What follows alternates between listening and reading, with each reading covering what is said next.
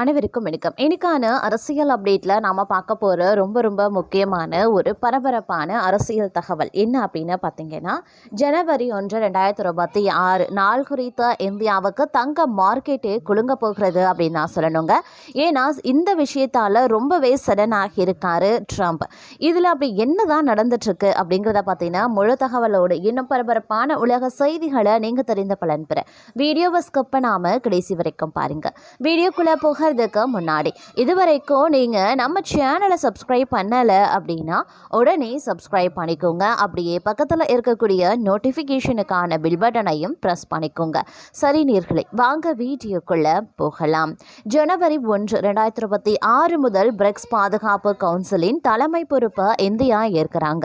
உலக அரசியல் முக்கியத்துவம் வாய்ந்த இந்த சமயத்தில் அமெரிக்காவின் அணுகுமுறைகளால் இந்தியா, சீனா, ரஷ்யா போன்ற நாடுகள் எதிர்பாராத விதமாக ஒன்றிணைந்திருக்கிறது. இது தங்க மார்க்கெட் தொடங்கி கச்சா எண்ணெய் மார்க்கெட் வரைக்கும் பல உலக மார்க்கெட்டில் பாதிப்பை ஏற்படுத்தும் அப்படின்னு சொல்லப்படுது. இந்தியா தலைமை பொறுப்பை ஏற்பது பிரிக்ஸ் அமைப்பின் முக்கியத்துவத்தை மேலும் கூட்டியிருக்கிறாங்க. பிரிக்ஸ் நாடுகள் மீது 100% வரி விதிப்பதாக முன்னாள் அமெரிக்க அதிபர் டொனால்ட் ட்ரம்ப் மிரட்டியது இந்த பிரிக்ஸ் நாடுகளை ஒன்றிணைத்து இருக்கிறது. அமெரிக்காவுக்கு பிரிக்கூட்டமைப்பு மீது இருக்கக்கூடிய அச்சத்தை இது தெளிவாக காட்டுகிறது அப்படின்னு சொல்லலாம்.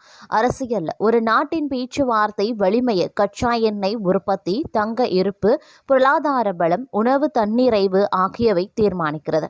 இந்த 4 முக்கிய அம்சங்களையும் 11 பிரிக்ஸ் நாடுகள் கணிசமான பங்கை கொண்டிருக்காங்க. மேலும் அமெரிக்க டாலரின் உலகளாவிய மேலதிக்கத்திற்கும் இந்த குழு தொடர்ந்து சவால் விடுத்து வந்துட்டு இருக்கு. உலகளாவிய எரிசக்தி ஆய்வு 2025 அறிக்கையின்படி 2024 ஆண்டில் உலக கச்சா எண்ணெய் உற்பத்தியில் சுமார் 42% பிரிக்ஸ் நாடுகள் கூட்டாக உற்பத்தி செய்திருக்கிறது. சவுதி அரேபியா மற்றும் ரஷ்யா தலா 11%க்கும் மேல பங்களிக்க ஈரான், சீனா, ஐக்கிய அரபு எமிரேட்ஸ் ஆகிய நாடுகளும் இதில் முக்கிய பங்காற்றுகின்றன. சில நாடுகள் மீதான தடைகள் நீக்கப்பட்டதால் இந்த உற்பத்தி கணிசமாகவே அதிகரிக்கும். மத்திய வங்கிகளால் பராமரிக்கப்படக்கூடிய உலகளாவிய தங்க இருப்பில் சீனா மற்றும் ரஷ்யா இணைந்து 14%க்கும் மேலாக வைத்திருக்காங்க. உலக தங்க கவுன்சில் தகவல் படி அனைத்து பிரிக்ஸ் நாடுகளும் சேர்ந்து கிட்டத்தட்ட 20% தங்க இருப்பை கொண்டிருக்கிறது. வீடுகளில் இருக்கக்கூடிய தங்க இருப்பையும் சேர்த்தா இந்தியாவின் பங்களிப்பு பல நாடுகளை மிஞ்சிவிடும் அப்படின்னு சொல்லலாம். அடுத்த ஆண்டு மேலும் தங்க விலை உயர ஆரம்பிக்கும். அப்போது பிரிக்ஸ் நாடுகளின் மதிப்பு மேலும் உயர ஆரம்பிக்கும். உலக வங்கியின் 2024 தரவுகளின்படி சீனா, இந்தியா, பிரேசில், ரஷ்யா ஆகியவை உலகின் முதல் 11 பெரிய பொருளாதாரங்களில் அடங்கும். 2024 ஆண்டில் உலக மொத்த உள்நாட்டு உற்பத்தியில் பிரிக்ஸ் நாடுகள் கிட்டத்தட்ட 29% வசம் கொண்டிருந்தன. உறுப்பு நாடுகளின் வளர்ச்சி மற்றும் புதிய நாடுகள் சேர்க்கையால் பிரிக்ஸ் பொருளாதாரத்தின் அளவு கடந்த சில ஆண்டுகளில் கடுமையாகவே அதிகரித்தும் இருக்கிறது. போர்கள், இயற்கை சீற்றங்கள், அதிக பணவீக்கம் அல்லது வெளிப்பொருளாதார அழுத்தங்களின் போது உணவு தான் முதல்ல பாதிக்கப்படுது. மனிதர்களின் மிக அவசியமான தேவைக்காக இருப்பதால் உணவு தன்னிறைவு மற்ற நாடுகளை சார்ந்திருப்பதை கணிசமாக குறைக்கிறது. இந்தியா மற்றும் சீனா முக்கிய உணவு உற்பத்தியாளராக இருக்கிறதுனால உலக உணவு உற்பத்தியில கிட்டத்தட்ட பாதிய பிரிக்ஸ் நாடுகள் கொண்டிருக்காங்க. சீனா மட்டும் 24%, இந்தியா சுமார் 12% உற்பத்தி செய்கிறாங்க. டொனால்ட் ட்ரம்பின் மோசமான வரி கொள்கைக்கு பிறகு பிரிக்ஸ் நாடுகள் தங்களுக்குள் ஒத்துழைப்பையும் வர்க்கத்தையும் அதிகரிக்க தங்கள் யுத்திகளை மாற்றியமைத்திருக்காங்க. முக்கியமாக இந்தியா, ரஷ்யா நெருக்கமாக இருக்கிறது அப்படின்னு நான் சொல்லணும். இப்படிப்பட்ட நிலையில தான் ஜனவரி 1, 2026 முதல் பிரிக்ஸ் பாதுகாப்பு கவுன்சிலின் தலைமை பொறுப்பை இந்தியா ஏற்கிறது. இது தங்க மார்க்கெட் தொடங்கி கச்சா எண்ணெய் மார்க்கெட் வரைக்கும் பல உலக மார்க்கெட்டில் பாதிப்பை ஏற்படுத்தும் அப்படின்னு சொல்லப்பட்டிருக்கிறது குறிப்பிடத்தக்க ஒரு விஷயம் அப்படின்னே கூட சொல்லலாங்க. அது மட்டும் இல்லாமல் தற்போதைய நிலவரப்படி பார்க்கும் பொழுது பல்வேறு வகையில் பார்க்கும் பொழுது இந்த விஷயம் அப்படிங்கிறது பெருமளவில் நமக்கு ஒரு சில விஷயங்களில் நமக்கு நன்மையை ஏற்படுத்தக்கூடிய வகையில் இருந்தாலும் பெருமளவில் பாதிப்பை ஏற்படுத்தக்கூடிய வகையில் இருக்கிறதுனால இதனுடைய பாதிப்பு எந்த அளவுக்கு இருக்கும் அப்படிங்கிற மாதிரியான கேள்விகளும் மக்கள் மத்தியில் எழுந்து வந்துட்டுருக்கு அப்படின்னு நான் சொல்லணுங்க. அது மட்டும் இல்லாமல் தற்போது பார்த்தோம் அப்படின்னா உச்சத்தில் இருக்கக்கூடிய வெள்ளி இருக்கிறதுனாலையோ அல்லது தங்கம் இருக்கிறதுனாலையோ பார்க்கும் பொழுது மிகப்பெரிய அளவில் பார்க்கும்போது தங்கம் வெள்ளி விலைகளில் பார்க்கும் பொழுது ஒரு மிகப்பெரிய அளவில் மாற்றம் ஏற்படுவதற்கும் அதில் மிகப்பெரிய அளவில் பாதிப்பு ஏற்படுவதற்குண்டான வாய்ப்புகள் இருக்கிறதாகவும் சொல்லப்படுது.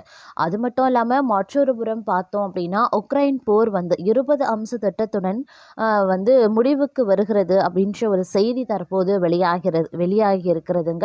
இது எந்த அளவுக்கு உண்மை அப்படின்றது தெரியல. இருந்தாலும் பார்த்தீங்கன்னா அமெரிக்கா தயாரித்த 20 அம்ச திட்டம் கொண்ட அமைதி ஒப்பந்தத்தில் பெரும்பாலானவற்றை உக்ரைன் ஏற்றுக்கொண்டிருக்கிறதாக சொல்லப்படுதுங்க.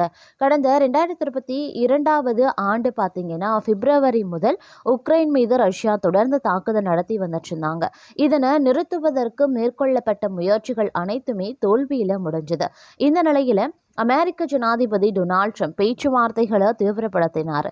இதற்காக தயாரிக்கப்பட்ட அமைதி ஒப்பந்தத்தை ஏற்பதில் உக்ரைன் தயக்கம் காட்டி வந்த நிலையில தற்போது பார்த்தீங்க அப்படின்னா அந்த திட்டத்தை தற்போது 20 அம்ச திட்டங்களை தயக்கம் காட்டிய நிலையில் அமைதி இப்போ வரைக்கும் ஏற்பட்டதா தெரியல. இந்த நிலையில தான் இந்த தாக்குதலை நிறுத்துவதற்கு அமெரிக்கா தொடர்ந்து முயற்சி செய்து வந்திருக்கக்கூடிய பட்சத்தில் இதன் அடிப்படையில் போர் நிறுத்தம் தொடர்பான 20 அம்ச திட்டம் தயாரிக்கப்பட்டிருந்தது. இதில் பெரும்பாலான திட்டங்களுக்கு உக்ரைன் ஜனாதிபதி ஜெலன்ஸ்கி தற்போது பார்த்தீங்கன்னா ஒப்புதல் அளித்திருக்கிறதாகவும் சொல்லப்படுகிறதுங்க. அது மட்டும் இல்லாமல் இந்த 20 அம்ச கோரிக்கைகள் அப்படிங்கிறது அமெரிக்கா தயாரித்திருக்கக்கூடிய நிலையில் சில பிராந்திய பிரச்சனைகள் மட்டுமே நிலுவையில் இருக்கிறதாகவும் சொல்லியிருக்காங்க.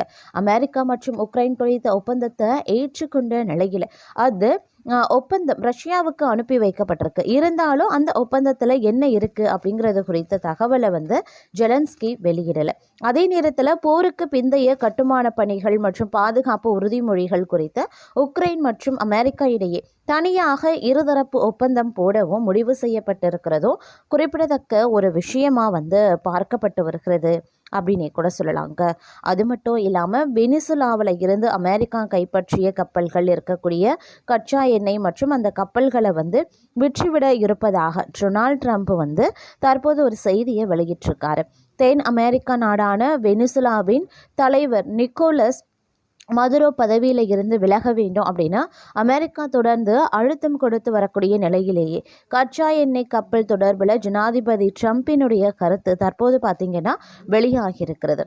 இந்த விவகாரம் தொடர்பில் ட்ரம்ப் தெரிவிக்கும் போது என்ன சொல்லியிருந்தாருன்னா, அந்த எண்ணெயை நாங்கள் வைத்து கொள்ள போகிறோம், ஒருவேளை நாங்கள் அதை விற்கலாம், ஒருவேளை வைத்தும் கொள்ளலாம், ஒருவேளை அதை முக்கியமான கட்டத்தில் பயணம் படுத்தலாம், அந்த கப்பல்களையும் எங்களிடமே நாங்கள் வைத்துக்கொள்ள போகிறோம் அப்படின்னு சொல்லியிருந்தார். வெனிசுலா தனது எண்ணெய் வருவாயை போதைப் பொருள் தொடர்பான குற்றங்களுக்கு நிதியளிக்க பயன்படுத்துவதாக ட்ரம்ப் நிர்வாகம் தொடர்ச்சியாக பார்த்தீங்கன்னா குற்றம் சாட்டி வந்துட்டுருக்காங்க. ஆனால் 3 கச்சா எண்ணெய் கப்பல்களை அமெரிக்கா கைப்பற்றியுள்ளது வெனிசுலா கடற்கொள்ளை என்றே அடையாளப்படுத்தி இருக்கிறது. எண்ணெய் கப்பல்களை கைப்பற்றுவது நோக்கம் மதுரோவை அதிகாரத்தில் இருந்து நீக்குவதா என்று கேட்கப்பட்ட கேள்விக்கு அநேகமாக அது நடக்கும் அப்படின்னு நான் நினைக்கிறேன். அவர் என்ன செய்ய வேண்டும் என்பது அவருடைய விருப்பம், அவர் அப்படி செய்வது புத்திசாலித்தனமாக இருக்கும் அப்படின்னு நான் நினைக்கிறேன். ஆனால் மீண்டும் சொல்கிறேன், அதை நாம் பொறுத்திருந்து தான் பார்க்க வேண்டும் அப்படின்னு ட்ரம்ப் பதிலளித்தும் இருக்கிறாரு. வெனிசுலா விவகாரத்தில் அமெரிக்கா பசிபிக் மற்றும் கரிபியன் கடல்களில் தன்னுடைய இராணுவ இருப்பை அதிகரித்து வந்துட்டுருக்காங்க. மேலும் வெனிசுலாவை சேர்ந்ததாக கூறப்படக்கூடிய போதைப்பொருள் கடத்தல் படகுகள் மீது அமெரிக்கா தாக்குதல்களை நடத்தியிருக்கிறாங்க.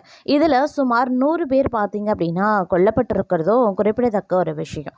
இதனிடையே வெனிசுலா அரசாங்கம் பொது செலவினங்களுக்கு நிதியளிக்க எண்ணெய் ஏற்றுமதியை பெருமளவில் நம்பி இருக்கிறதுனால இந்த சமீபத்திய நடவடிக்கைகள் அதிகாரிகளிடையே பெரும் கொந்தளிப்பை ஏற்படுத்தி வந்துட்டுருக்கு அப்படின்னு தாங்க சொல்லணும்.